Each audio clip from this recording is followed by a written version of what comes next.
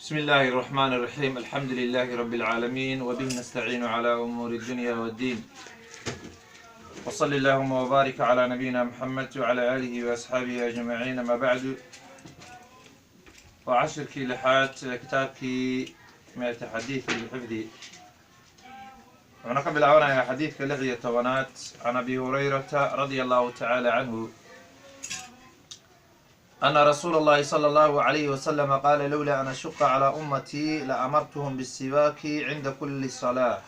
متفق عليه. أبو هريرة حديث كالغوري وعبد الرحمن بن الصقر الدوسي، وكنت حديث سنوري أصول شيخني وأبو هريرة لغوري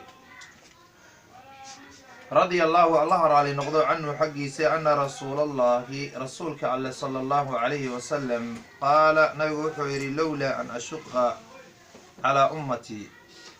لولا أن أشق عدي أنا دبينين على أمتي أمدي ذا دشوضة، هدي أنا دبينين وأنا كلفينين لأمرتهم وحن أمر لها بالسواك عديسي إن أي روميستان وأي عديستان وأي عديدان من أمر لها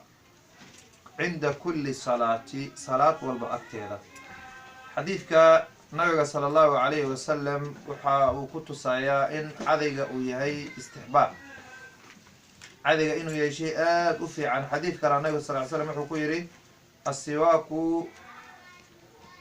cadayga waxaa la yidhaahdaa mubdiratun lilfami, afku wuxuu u yahay mid lagu daahiriyo, mardaatun lirabbi, ilaahayna wuu raaligeliyaa subxaanahu wa tacaala.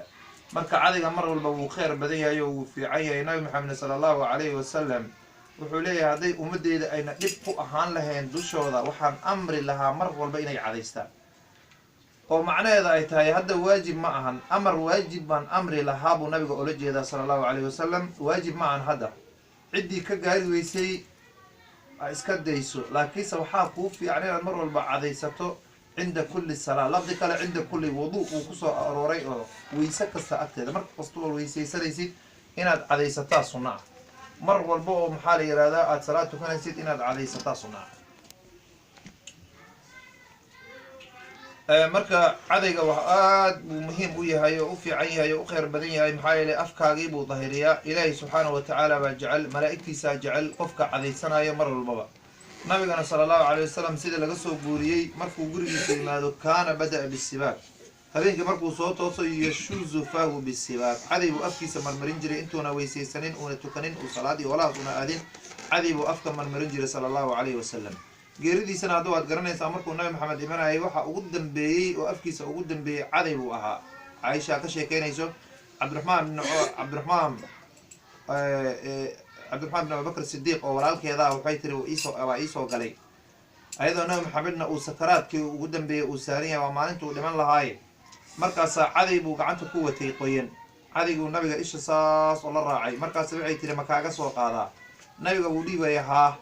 madaxuu ku ishaaray ey nacam oo kale. waan ka soo qaaday, waan ka jibiyey, waan u calaaliyey, waan u nadiifiyey, waan u dhiibay bay tiri. kadibna nabi maxamed wuu cadaystay, caday lala yaabo waxaway aad buu nabigu u caday sala alla alay slam. kadibna waa tii uu geeriyooday, fartiisa intuu kor u taagay allahuma rafiiq alaclaa, cadaygana uu kasoo dhacay, nabiga uu geeriyooday sal ly slam. marka waxa ugu dambeeyey afkiisa caday buu ahaa, aad buu nabigu u jeclaa sal ly slam. can abi hurayrata radi allahu tacala canhu ana rasuula allahi sala allahu calayhi wasalam qaala wuxuu yihi: lowlaa an ashuqa calaa ummatii, ummadeyda haddayna dhib ku ahaan lahayn la amartahum waxaan amri lahaa, amar waajibaan amri lahaa buu nabigu ujeedaa. hadda waa istixbaaba, waa la jeclaystaa, waa sunno fiican oo wanaagsan. bisibaaki inay cadaystaan oy rumaystaan cinda kulli salaatin, salaad walba agteeda inay cadaystaan baan amri lahaa. muttafaqun caleyh waaya xadiidka. xadiidka labaad can abi hurayrata radi allahu tacala canhu ana rasuula allahi sala allahu calayhi wasalama qaala nabigu wuxuu yihi: weylun lilacqaabi min annaari. muttafaqun calayhi. ana rasuulallahi rasuulka ale sala allahu calayhi wasalam qaala wuxuu yihi: weylun cadaab iyo waadi naare. weylka waa tog jahanamo gudaheeda ku yaalo. jahanamo waa 7 albaabood, albaabaha 7 isku dul quman oo isku dul yaala. albaabka ugu hooseeyo waa weyl la yidhaahdaa. 3 qolaa la geeyaa, waxa weeye 3 qoloo la geeyo. waxaa ugu horeyso waa fircawn iyo ciidankiisa, udquluu aala fircawna ashad alcadaab baa qur-aan kusoo arooray. qolada labaadoo loogu talagalay waxaa la yidhahdaa waa asxaabtii ama waxa weeye reer banu israa'iil. waxaan ka wadaa nasaarada markii loo soo dejiyey xeyradii nabilahi ciisa ay ku kufriyeen. nabi ciise calayhi salaam markay xeero ka dalbadeen xeero agaasiman oo cunto saaran oo cunto bisil oo in la cuno kaliya diyaar u ah waa cirka ilaahay uga soo dejiyey waa mucjizo cirkaasay marka ka imaatay xeeradii marka waxa weeye lama rumaynin waa laba barakaystay maalintii ugu horeeyey kadibna waa lagu kufriyey ilaahay subxaana wa tacaala wuxuu leeyahay aan soo dejin doonaa laakiinse qofkii kufriyaa arrintaa ka gadaal inii la ucadibu axadan cadaaban laa yucadibu axada min alcaalamiin qolada saddexaadna waxa weeye waa qolo culus nabi maxamed sal ly slam ashad annaasi cadaabatan yowma alqiyaama almusawiruun uyihi nabi sala allahu alay slam weylun halaag wuxuu u sugnaaday lil acqaabi weylun cadaab iyo waadi naareed oo mina naari naar xaggeeda ka ahaaday wuxuu u sugnaaday lil acqaabi cirba xaggooday u sugnaadeen cirbahaasoo aan si fiican loo dhaqin uu nabigu sala allahu calayhi wasalam leh xadiidkan sabab lagu wariyey baa jiray uu lahaa nabi maxamed baa safar la galay saxaabada markaasa waxaa leeyihiin waan ka hormarnay oo nabi maxamed waa naga dib dhacay ayadoo salaadii casir la soo gaaray oo waqtigii salaada casir uu taagan yahay uu nabi maxamed na soo gaaray oo aan weysaysanayno wuxuu yidhi waxaa nabi sala allahu calayhi wasalam waqad ahrabtana salaa nabi maxamed baa naga daba yimid anagoo weysaysanayno cirbaheena waxa weeye biyaha marmarinayno meel ay asiibini meel asiibtayba oo biyaha gaargaarsiinayno nabigana soo daba gaaray sala allahu calayhi wasalam markaasuu nabiga istaagay nabiga wuu dhawaaqay sala allahu calayhi wasalam fanaadaa biaclaa sawtihi markaasuu yihi weylun lilacqaabi min annaar weylun lilacqaabi min annaar weylun lilacqaabi min annaar cirbaha oon si fiican loo dhaqin cadaab baa lagu galaa buu 3 jeer nabiga yiri sala allahu calayhi wasalam oo macnaheeda tahay cirbaha aan weysada si fiican loogu dhaqin oon biyaha aan la gaarsiinin oon lagu wada asiibin cadaab naareed baa lagu galaa weyl bay leeyihiin oo u sugnaaday saasuu nabigu leh sal marka sababtaasay ku imaatayoo qofka markuu weysaysanayo inuu aada ugu xeel dheeraado oo cirbaha iyo meelaha maxaa meesha la yihahdo biyo kaboodada iyo cirbaha iyo anqawyada waa inuu aada ugu xeel dheeraado waxay u gaargaarsiiyey biyaha waa lagama maarmaan marka weylun halaag iyo waadi naareed waxay u sugnaadeen lil acqaabi cirba xaggeeday ugu sugnaadeen weylkaasi cadaabkaasoo mina naari naar ka ahaaday cirbahana waa cirbaha aan weysada aan loogu xil dheeraanin xadiidkaasna waa xadiid muttafaqun calayh xadiidka saddexaad oo cashirkan ugu dambeeya waa can abi hurayra radi allahu tacala canhu ana rasuula allahi sala allahu alay wasalam qaala nabigu wuxuu yidhi amaa yaksha aladii yarfacu ra'sahu qabla alimaami an yuxawila allahu ra'sahu ra'sa ximaarin amaa yakshaa nabigu wuxuu leeyahy amaa yakshaa miyuusan ka baqaynin miyuusan ka cabsanaynin alladii kii yarfacu ra'sahu madaxiisa kor qaadayay qabla alimaami imaamka ka hor qofka madaxiisa kor usoo qaadaya ma ka baqaaya miya an yuxawila allahu ilaahay inuu u bedelaba ra'sahu madaxiisa ra'sa ximaarin madax dameereed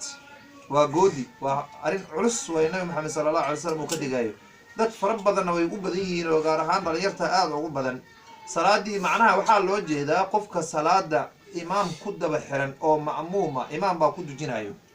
ma'muum baa tahay imaamkiibaa rukuucay imaamkiiyo weli aan rakuucda kasoo kor noqonin oon samica allahu aanan soo dhihin baad madaxa soo qaaday balaayaa kugu dhacayso madaxaaga iyo suuradaadaba suurad dameer ba ilaahay ka dhigaa subxaana wa tacaala marka waa cabsigelin waa dembi culus oo weyn sida la yaqaaneen waxawaaye dunuubta waaweyn waxaa lagu yaqaana waa dunuubta goodiga iyo waxaa la yidhahdaa ciqaawaadka iyo waxyaabaha ku yimaada iyo waxawaaye handadaad iyo waman yafcal dalika fa ulaa'ika hum aldaalimuun oo kale hum alqaasiruun oo hum haakada ama waxawaaye faqad dalla dalaalan mubiinan oo kale qofkii saa yeelo oo kale waman yatacadda xuduud allah oo kale iyo waxyaabaha nabi maxamed sal slam xadiiskiisa ku yimid oo sida waxawaaye goodigan oo kale iyo waxaasoo dhanba waa dunuubta waaweyn bay ka mid tahay oo qofka marka waa inuu is ilaaliyaa markuu salaada tukanayo imaamka waxaa loo yeelay in lagu daydo nabigu sala allahu alay wasalam leeyahy inamaa jucila alimaama liyutama bihi